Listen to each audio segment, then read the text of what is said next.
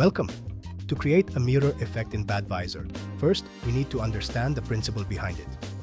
Mirror materials only work in an horizontal position. Now I will quickly showcase how this works. Open the 3D elements and import one of the skyboxes available in our library. Open again the library and this time import another 3D asset, like a chair or something you want to put in the middle of the scene.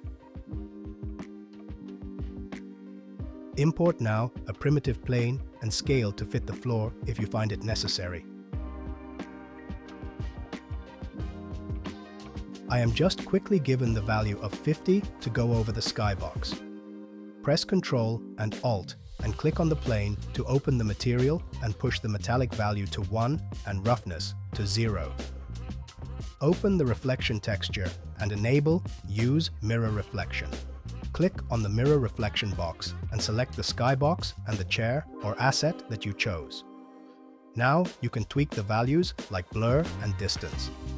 Just keep in mind that this type of reflection is very expensive, so use it wisely.